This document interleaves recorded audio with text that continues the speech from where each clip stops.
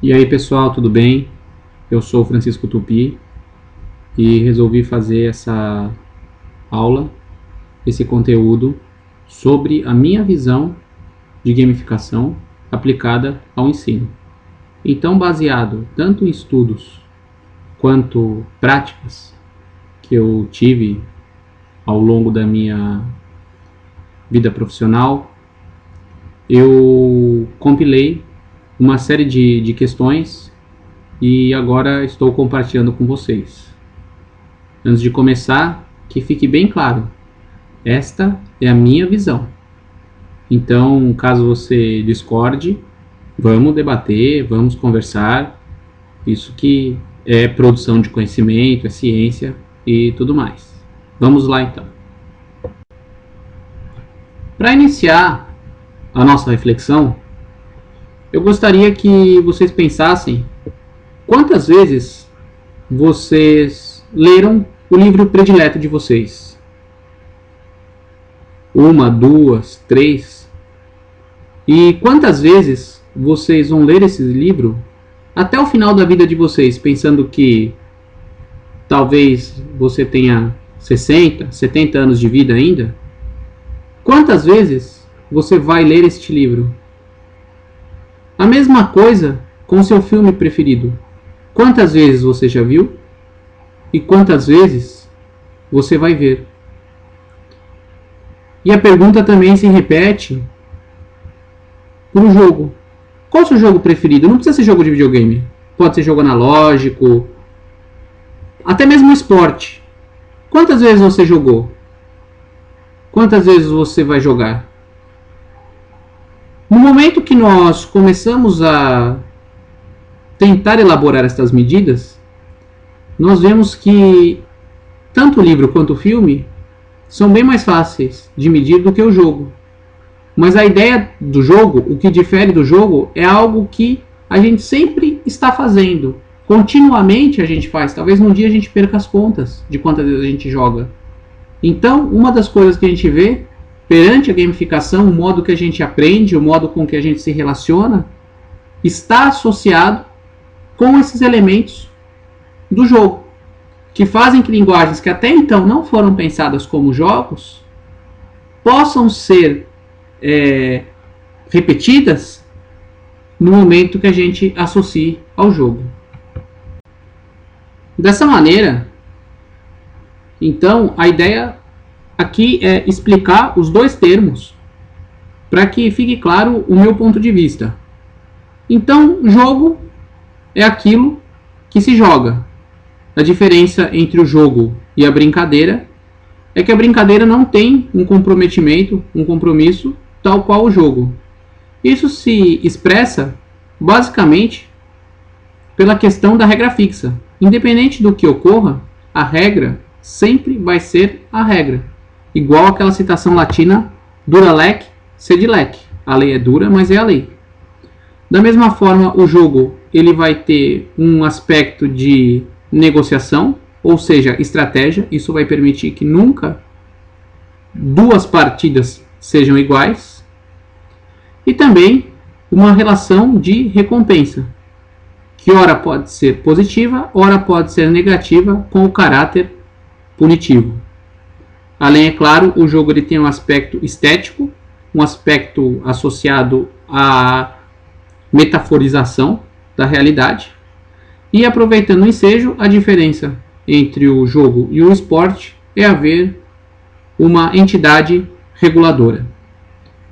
A gamificação é quando nós utilizamos esses elementos presentes nos jogos para incrementar construtos, sistemas que até então não haviam sido concebidos para serem jogados desde o fato da sua criação.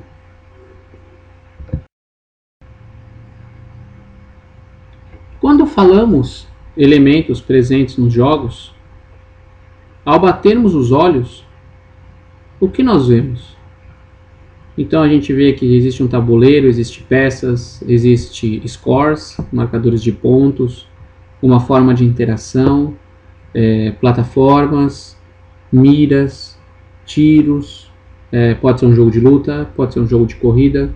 Então, a ideia, eu coloquei esses 6 jogos aqui, mas a ideia é que nós possamos fazer uma engenharia reversa nos jogos e, com isso, desmembrar quais são os seus elementos formadores. Desta maneira, a definição qual estamos utilizando de gamificação é utilizar estes elementos que compõem os jogos, que fazem os jogos ser os jogos, e também as técnicas de criação de jogos, as técnicas de game design, para incrementar sistemas que não foram concebidos no começo como algo que venha a ser lúdico. Então, os elementos dos jogos, a gente tem pontuação, as fases, os chefes, avatares, bens virtuais, desafios, progressões, aquilo que você imaginar, que você identificar como elemento formador de um jogo. E no game design, a gente segue padrões da ludologia, que é a mecânica, a narratologia, associado à história, e também, na parte específica do videogame, elementos audiovisuais. Esses elementos audiovisuais foi a base que eu utilizei na minha dissertação de mestrado. Então, uma compreensão que eu sugiro adequada à gamificação é que criar um jogo não é gamificar. Criar um jogo é game design. Pode parecer algo simples, mas é muito comum ouvirmos por aí pessoas falando que precisam gamificar um jogo ou que a gamificação não tem nada a ver com jogos. De fato, a gamificação é algo que ela vai se valer do jogo, de modo que ela possa colocar um nível diferente, trazer a experiência do jogo para aquele tipo de experiência. E com isso, aquilo que a gente atinge como um resultado de jogabilidade, que é o compromisso, criar um engajamento do jogador, a identificação, até mesmo a espontaneidade, faça a ser parte desse sistema que nós estamos comentando. Quando a gente gamifica um sistema, a gente não está transformando ele em um jogo, mas nós estamos oferecendo uma experiência diferenciada. O usuário, a princípio, ele pode até se sentir jogando. Independente de terminologias ou o que seja certo, o que seja errado, que eu não parto desse pressuposto que haja um certo ou um errado, a ideia é que gamificação é uma palavra da moda, é uma palavra que aparentemente ela veio para ficar, e dentro disso nós temos uma série de aspectos do modo de usar. Então é mais fácil, quando eu me refiro ao game design, eu transformar algo em jogo como gamificação, é mais fácil para eu conseguir vender uma ideia, é mais fácil para que eu consiga fazer com que essa ideia ela seja entendida.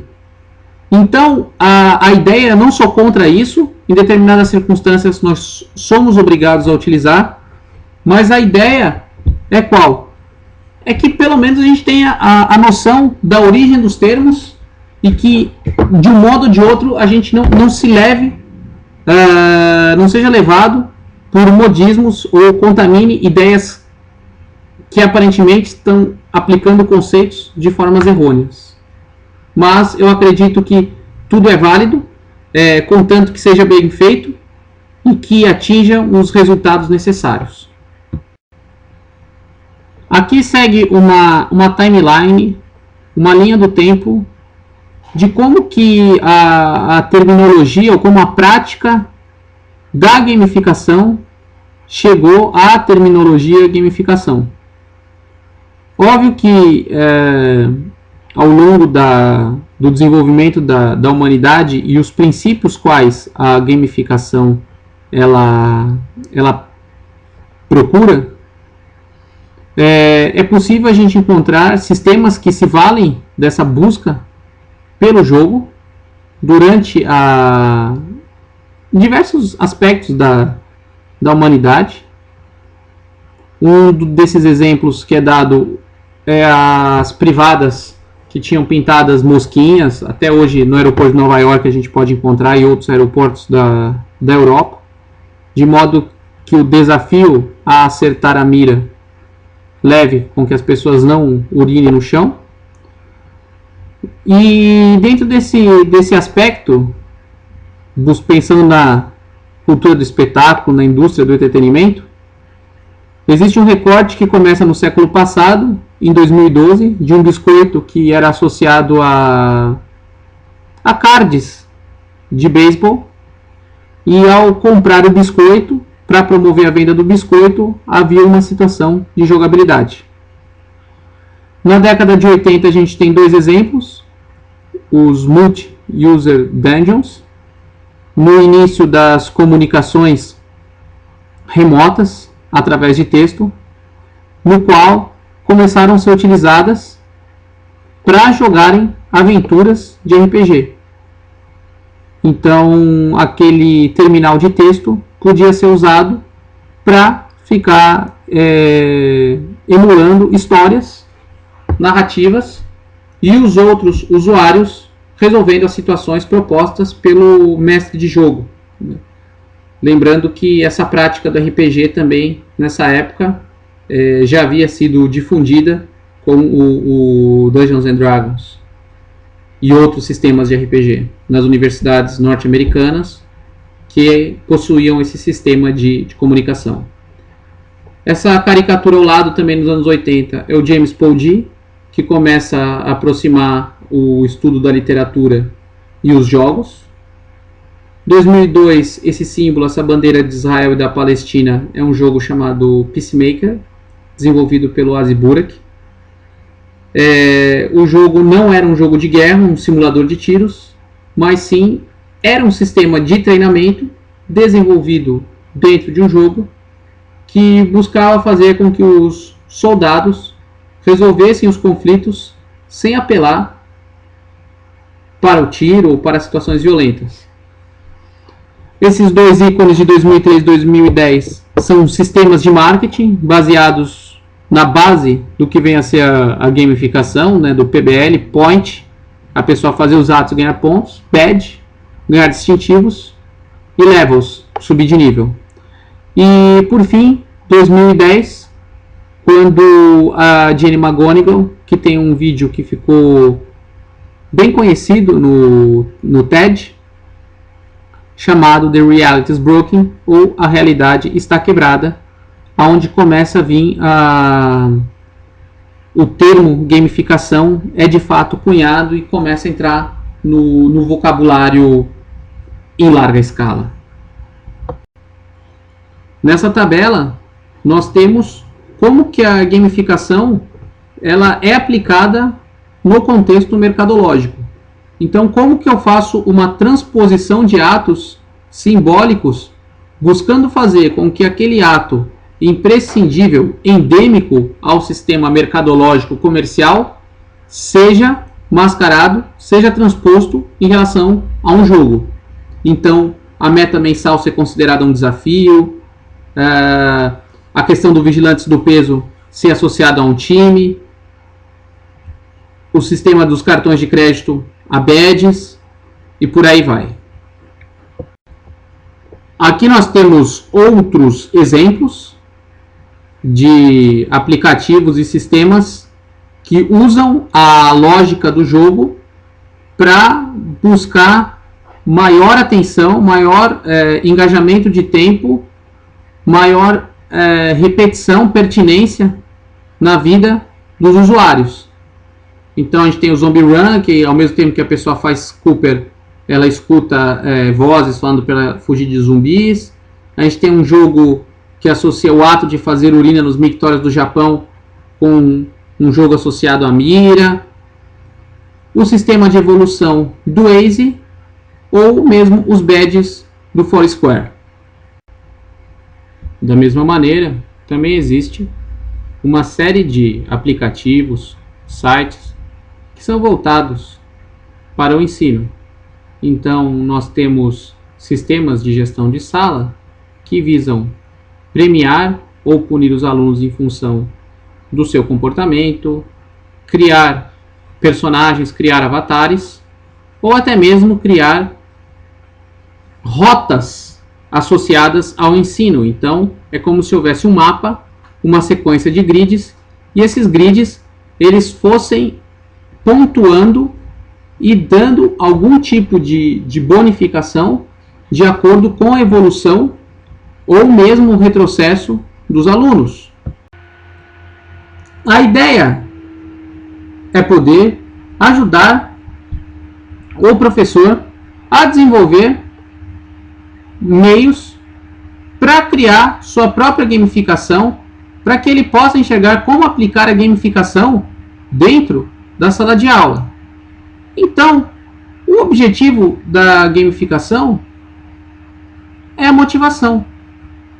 E isso vai ser atingido mediante um sistema de progressão, ao investimento de esforço do aluno e o modo como que vai ser entregue a informação para esse aluno. A progressão é como identifica-se as condições do trajeto. É saber aonde eu estou e aonde eu quero chegar. Então, é como eu observo a minha capacidade de evoluir. Além disso, também é uma maneira daquilo que eu faço ser exaltado publicamente. Então eu sei quanto eu preciso para atingir o próximo nível, quais são as habilidades que eu necessito para continuar avançando e como que isso faz eu ter uma determinada projeção em relação à comunidade. Quando a regra é clara daquilo que eu tenho que fazer para poder avançar, e se eu fizer, eu vou avançar, eu vou aplicar o meu esforço. E com isso, eu vou sentir orgulho daquilo que eu faço. Então, da mesma maneira, eu vou ter um reconhecimento público do meu esforço, eu vou criar uma relação com aquela atividade para querer fazer mais coisas, eu vou entender que eu posso colaborar com o outro no momento que eu for um líder. A vitória é algo que é celebrada, é algo que é digno de nota. E o usuário, no caso o aluno, ele vai se sentir motivado a dividir aquela vitória com os outros. Pois, da mesma maneira que aquilo faz sentido para ele, vai fazer também para os outros. Por fim, a ideia é atingir o status da avalanche de informação. É eu poder atribuir a essa atividade mais e mais conhecimentos.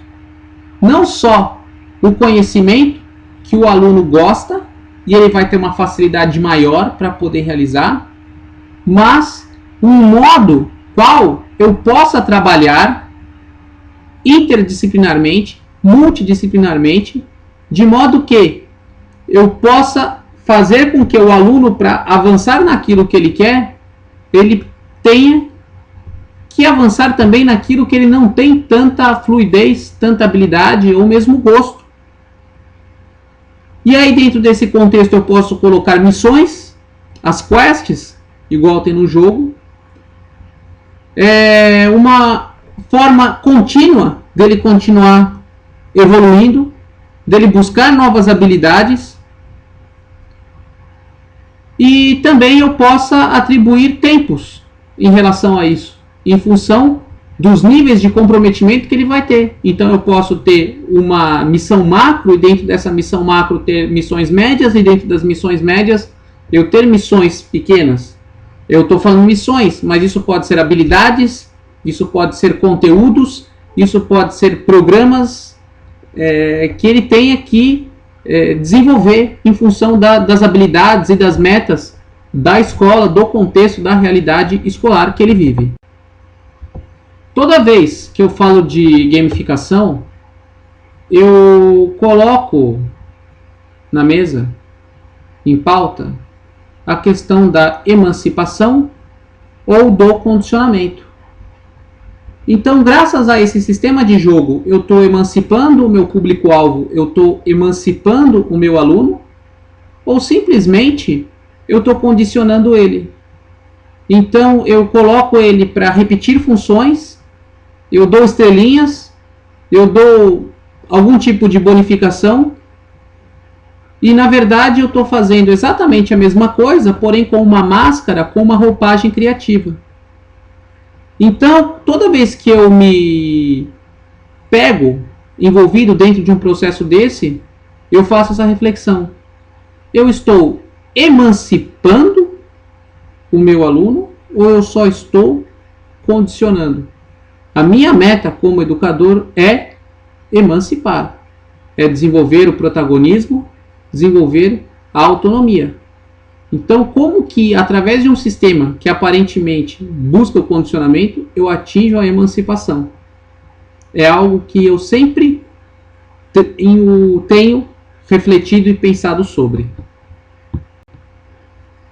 Então, pensando numa metodologia, numa forma que ajude esse professor a criar, a desenvolver suas habilidades, eu pensei aqui em separar esse processo de ideação, de ideias, de como desenvolver a gamificação dentro da sua sala de aula, dentro da realidade que você vive, baseado em 3 aspectos: dinâmicas, mecanismos e componentes.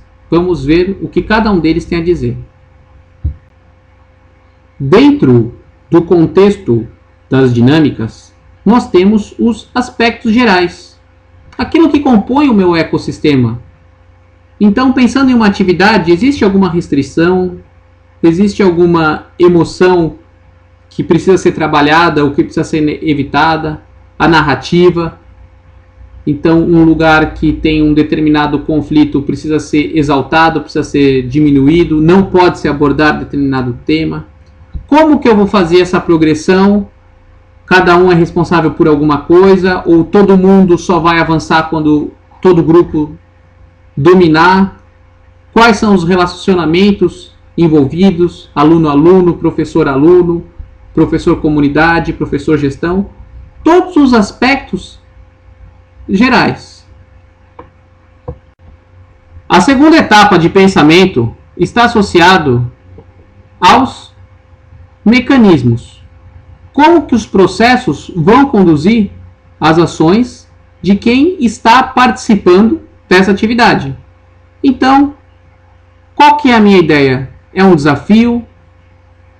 É uma competição? É uma cooperação? Qual que é o feedback? Qual que é o retorno que eles vão ter? Como vai ser? É uma estrelinha? É um coraçãozinho? Como que eles vão ser recompensados? Quais que são os turnos? Ou seja, o turno pode ser cada rodada no mesmo momento, pode ser a cada dia, a cada semana. Quais que são as condições de vitória? Quais que são as condições de derrota? Enfim, já pensando bem na estrutura do jogo, daqueles elementos dos jogos supracitados, como que a gente consegue colocar isso dentro da nossa realidade? A última parte, aquilo que aprofunda a pirâmide, é os elementos que foram apresentados, as situações que foram apresentadas nos mecanismos, só que detalhando eles mais ainda. Então, como que se faz um ranking, quais são os níveis, quais são os pontos, se tem time, se vai ter algum bem envolvido. À medida que vai se pensando, isso aqui não é para ser uma muleta ou mesmo algo que é para ser preenchido. É apenas um modo qual eu observei para ajudar a guiar esse pensamento naquilo que a gente está fazendo e está desenvolvendo. Então aqui é um andar mais profundo, é um andar mais denso, mas naturalmente quando a gente vai pensar, quando a gente vai criar, isso acaba vindo espontaneamente. Concluindo a nossa reflexão, é sempre bom pensar as visões que as narrativas, que os romances, eles já preveram ou observam o que está acontecendo na sociedade e exageram, obviamente, mas criam distopias. Então a gente tem o Jorge Luis Borges, um autor argentino, que na década de 20 criou um dos seus contos chamados Loteria Babilônia, de uma sociedade controlada pelo jogo. Metáforas à parte, muito do que esses textos contam ou dizem, suas morais, são muito próximas daquilo que nós vivemos hoje. Da mesma maneira, tem a ópera rock do The Who, Tommy, do rapaz cego, surdo e mudo que se comunicava jogando pinball com o mundo. É tido como um messias e depois ele se liberta dessa condição.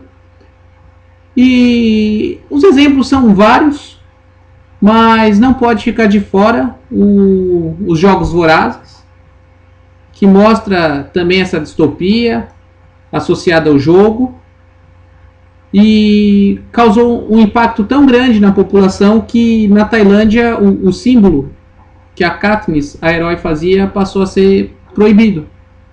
Mas é uma reflexão válida, mostrando o que é o jogo e para onde o jogo está nos levando. Esse tipo de jogabilidade misturada com realidade. E fica a reflexão para a gente pensar, para a gente sempre ter essa noção para onde estamos indo ou para onde estamos caminhando com essas práticas que nós estamos desenvolvendo. Pessoal, muito obrigado pela atenção. Desculpa qualquer falha técnica ou falha nos slides.